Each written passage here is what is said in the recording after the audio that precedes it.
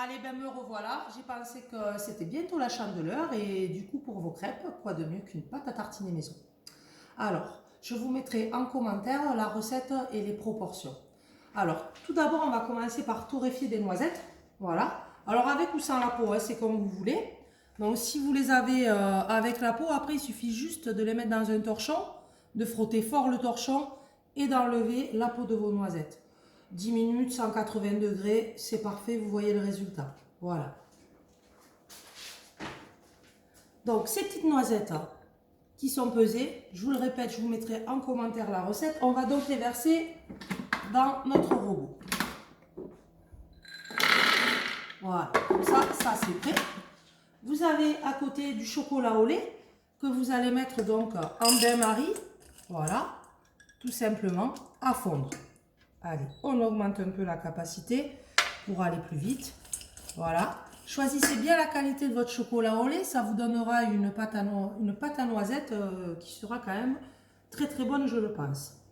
Allez, moi, la recette, je la fais avec du sucre glace. Pourquoi? Parce que comme ça, votre pâte à tartiner, elle ne sera pas granuleuse. Vous verrez, elle sera toute lisse. Donc, je rouvre. Voilà. Et je mets mon petit sucre glace. Allez, on va mettre tout ça à tourner. Allez.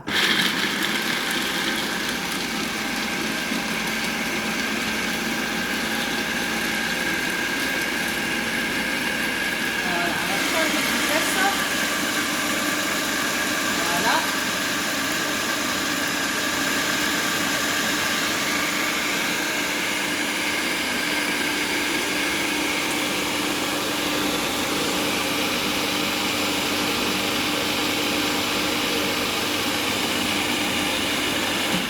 Alors, éteignez bien votre robot. Voilà, on va bien rabattre les bords. Vous voyez, moi j'ai pas un robot professionnel, j'ai donc le même que vous. Donc au départ, vous aurez une poudre, tout simplement. Vous rabattez bien et vous continuez à mixer.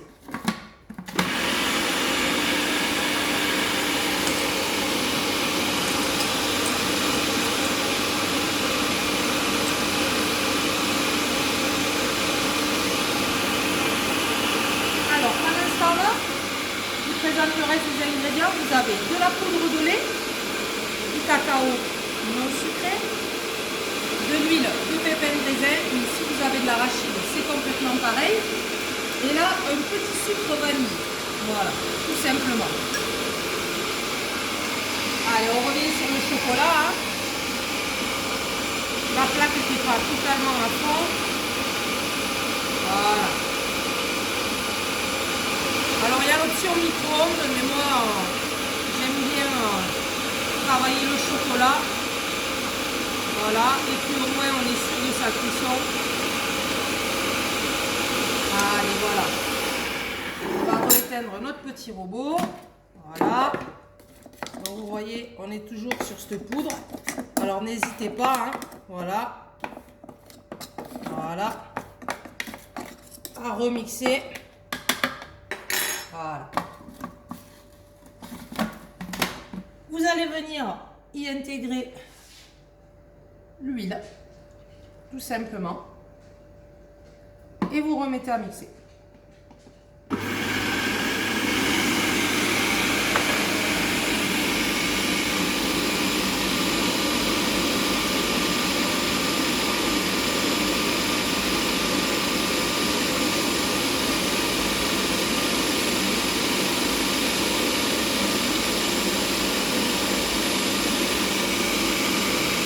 Allez, voilà, on y est presque.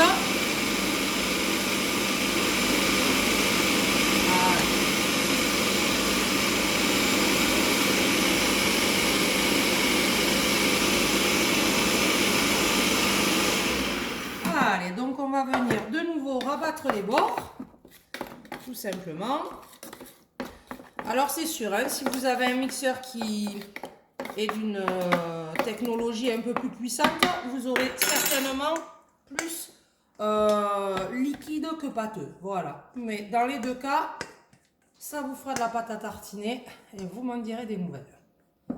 Allez, voilà. Donc, on va remettre à tourner.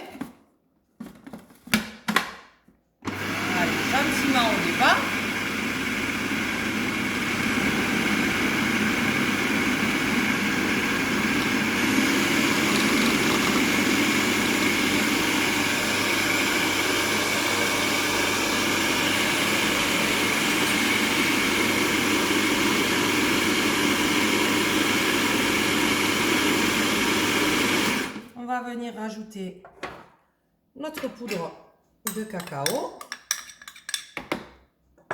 notre poudre de lait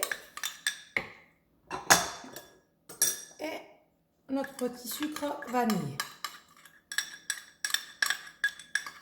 Voilà.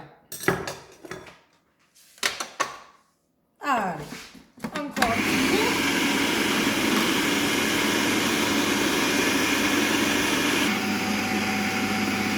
Allez, donc la pâte à tartiner est prête. Voilà, comme vous pouvez la voir ici. Allez, et comme j'ai travaillé un petit peu en amont quand même, voilà. Je l'ai déjà coulé dans un pot et je l'ai déjà passé au frais. Voilà le résultat de la pâte à tartiner maison. Si vous voulez qu'elle reste plus onctueuse, n'hésitez pas à la laisser dehors à température ambiante. Vous pouvez la garder une dizaine de jours sans problème. Sinon, vous la mettez au frigo. Pour la prochaine recette, si vous voulez, il suffira de prendre un peu de votre Nutella et de remplir, allez, on va dire une dizaine de petits trous à glaçons, hein, comme on peut trouver dans le commerce, et vous le laisserez au congélateur. Ça sera la surprise de la prochaine recette. Merci, à plus tard!